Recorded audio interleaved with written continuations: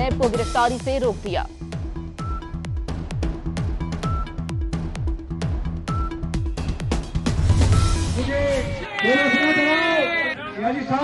मुशर्रफ दौर का 10 साल एहतसाब मैंने भुगता है, 10 साल भुगता है जब मेरे खानदान को गिरफ्तार कर दिया गया। नियाजी साहब जेलों से ना डराओ, मुशर्रफ दौर का एहतसाब 10 साल भुगता है। जेलों से नहीं सिर्फ अल्लाह से डरते हैं। हमजा शहबाज का नैब टीम की वापसी के बाद घर की छत से खिताब, कहा शरीफ खानदान ने हमेशा अदालतों का एहतराम किया।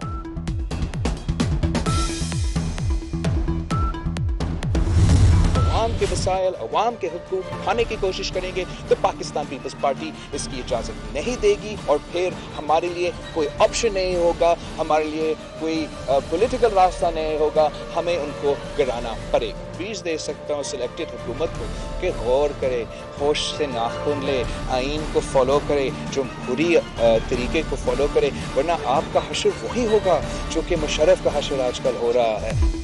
बिलावल भुट्टो ने इमरान हुकूमत को वार्निंग दे दी, कहा अवाम के हकूक को छेड़ा गया तो फिर और कोई रास्ता नहीं होगा, हमें इनको गिराना होगा। हुकूमत को गैर जमहूरी कदम लेना है तो ले ले, अंजाम मुशर्रफ जैसा होगा। नैब काले कानून के तहत बनाया गया इदारा है। हुकूमत गिराने मैदान में निकल चुके, जो करना है कर लें। पेशावर और पंजाब में कुछ मिलियन मार्च बाकी हैं, फिर इस्लामाबाद जाएंगे। इस हुकूमत को मजीद टाइम देना इसे तस्लीम करने के बराबर है। मौलाना फजलुर रहमान की पनुआकिल में मीडिया से गुफ्तगू।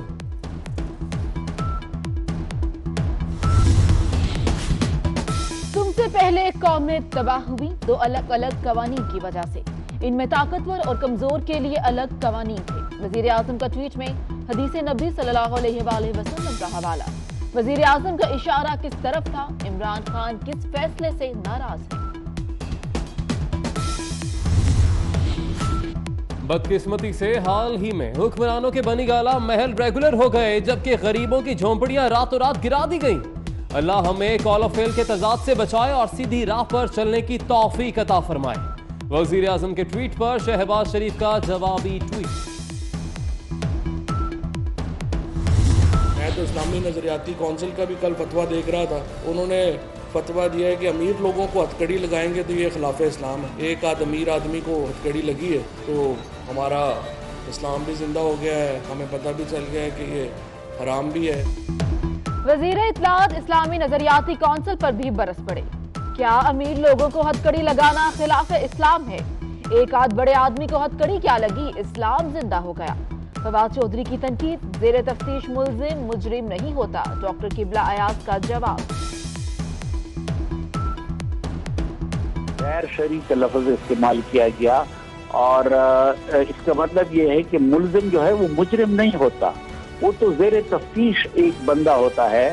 तो मुल्जिम को किसी भी कानून में मुजरिम की तरह नहीं ट्रीट किया जाता। आर्मी चीफ से अमेरिकी कॉर्नल यूनिवर्सिटी के तलबा के ग्रुप की मुलाकात। आर्मी चीफ ने पाकिस्तान और पायदार अमन के सफर पर अपने ख्यालात का इजहार किया।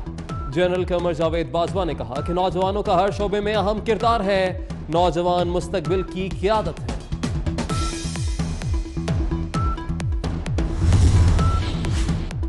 कराची में एक और नाहक खून, एक और पुलिस मुकाबला, एक और बच्चे की मौत।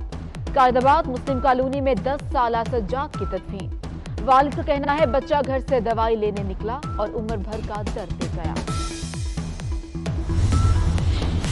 पेशावर बस मंसूबे के इफ्तिताह से कबल ही हादसा, बस की टक्कर से खातून जाँ बहक।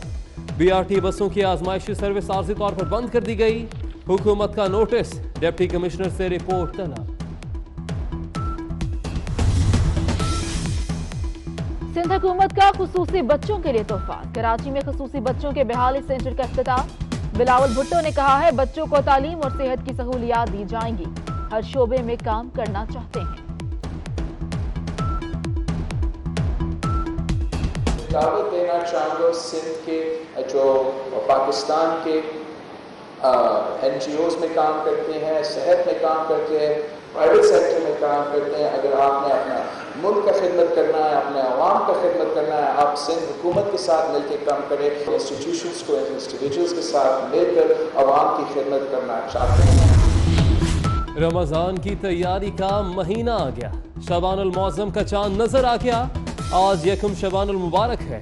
मरकजी रोयत हलाल कमेटी ने ऐलान कर दिया। नए पाकिस्तान में यूटिलिटी स्टोर्स कॉर्पोरेशन का नया अंदाज। यूटिलिटी स्टोर्स कॉर्पोरेशन ने भी चंदा मुहिम शुरू कर दी। रमजान मुबारक में 2 अरब रुपए का रिलीफ देने का फैसला। बैरून मुल्क मुकीम पाकिस्तानियों से रमजान पैकेज के लिए $15 का चंदा तलब।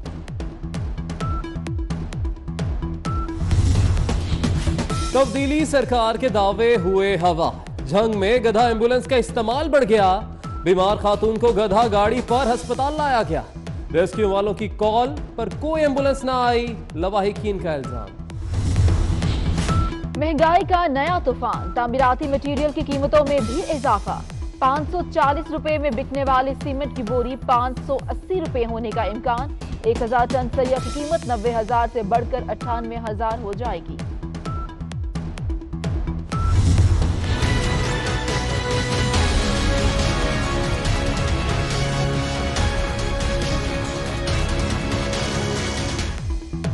अद्वियात की कीमतों में इजाफा करने वालों की शामत। मुल्क भर में क्रैकडाउन। 31 कंपनियों के खिलाफ एक्शन। प्रोडक्शन बंद कर दी गई।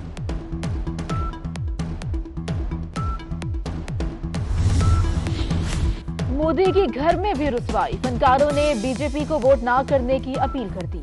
बीजेपी ने मुल्क में तासुब, नफरत और बेहिसी फैलाई। मुश्तरका बयान पर 616 फनकारों के दस्तखत।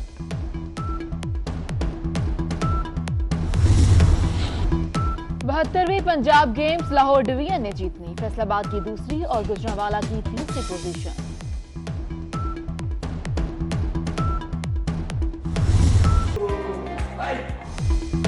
मारूफ फुटबॉलर क्रिस्टियानो रोनाल्डो का बच्चों के साथ फुटबॉल सेशन। घर में अपने बेटे के साथ फुटबॉल खेला। वीडियो सोशल मीडिया पर वायरल। बहार में फूलों की बहार। रंग बिरंगे फूलों से इस्लामाबाद का रोज गार्डन महक उठा। परिंदों की चहचहाहट ने माहौल को भी मसहूर कुन बना दिया।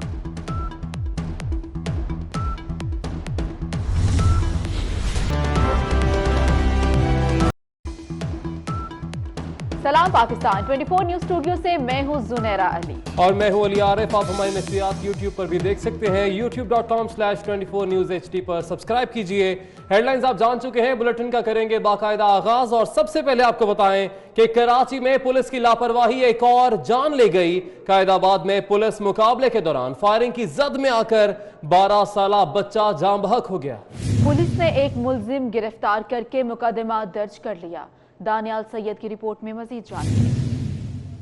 कराची में पुलिस मुकाबलों के दौरान लापरवाही के सबब अमल मकसूद निमरा समेत कई जानें चली गईं और गुज़श्ता शब कायदाबाद शेरपाव कॉलोनी में पुलिस मुकाबले के दौरान 12 साला साजिद भी गोलियों की भेंट चढ़ गया। कमसिन मकतूल साजिद के वालिद का कहना है कि हमें कुछ नहीं, सिर्फ इंसाफ चाहिए। सन के वज़ीर आला मुराद अली शाह से भी मुतालिबा करता हूँ कि ऐसा नहीं होना चाहिए कि दूसरे का बेटे डाकू के लिए दूसरे का बेटा चले जाए। एसएसपी मलिर इरफान बहादुर का कहना है कि जायजा ले रहे हैं कि बच्चे की हलाकत किसके हथियार से हुई। जो ये वकवा हुआ है जिसमें बच्चे को गोली लगी है, उसमें एमएल रिपोर्ट आ गई है, एमएलओ की रिपोर्ट आ गई है, उसको हम देख रहे हैं।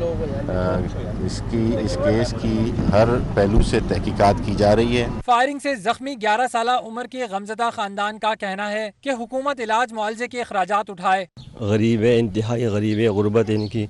जो हो सके तो वो काम से अर्ज है, दरख्वास्त है कि वो उसके लिए कर दे। दूसरी जानिब एसएसपी मलिर ने वाक़े की तहकीकात के लिए एसएसपी इन्वेस्टिगेशन की सरबराही में कमेटी तश्कील दे दी, जबकि मुकाबले का मुकदमा कायदाबाद थाने में दर्ज कर लिया गया। पुलिस के मुताबिक मुकदमे में कत्ल, इक़दाम कत्ल और दहशत गर्दी की दफात शामिल की गई हैं। दानियाल सैयद 24 न्यूज़ कराची। कानून नाफिज करने वाले इदारों ने कार्रवाई करके टारगेट किलिंग में मुलव्वस 5 रुकनी गिरोह को गिरफ्तार कर लिया। मुलजिम तकरीब कारी के लिए महाना 1,40,000 रुपए वसूल करते थे। कब्जे से SMG राइफल्स और दीगर असलहा भी बरामद हुआ है। कानून नाफिज करने वाले इदारों ने जिला शर्की और वस्ती में कार्रवाई करके टारगेट किलिंग में मुलव्वस 5 रुकनी गिरोह को गिरफ्तार किया है। कराची में ताजरों को ब्लैकमेल करके करोड़ों रुपए भत्ता वसूल करने वाले गिरोह के सरगना को गिरफ्तार कर लिया गया। मुलजिम निजाम खुद अपने साथियों को फायरिंग करके जख्मी करता और मुकदमा ताजरों पर दर्ज करा देता था। ताजरों को ब्लैकमेल करके करोड़ों रुपए भत्ता वसूल करने वाला पुलिस के हद से चढ़ गया। मुलजिम निजामुद्दीन खुद अपने साथियों को फायरिंग करके जख्मी करता और मुकदमा ताजरों पर करवा देता था। मुलजिम ने शहर के मुख्तलिफ थानों में 1-2 नहीं बल्कि 32 ऐसे झूठे मुकदमा दर्ज करा रखे थे। गिरफ्तार मुलजिम ने बताया कि उसका गिरोह 10 अफराद पर मुश्तमिल है, जिसमें 2 खवातीन समेत 4 पुलिस एहलकार भी शामिल हैं, जो झूठी FIR दर्ज करवाने में उसका साथ देते थे। मुलजिम ने साइट एरिया के एक ताजिर पर झूठा मुकदमा दर्ज कराया था, जो दिल का दौरा पड़ने से इंतकाल कर गया था। मुलजिम ताजिर पर इक़दाम कत्ल का मुकदमा दर्ज कराकर उन्हें ब्लैकमेल करता था। पुलिस की स्पेशल इन्वेस्टिगेशन टीम ने मुलजिम को मोबाइल फोन लोकेशन की मदद से गिरफ्तार किया। दानियाल सैयद, 24 न्यूज़, कराची।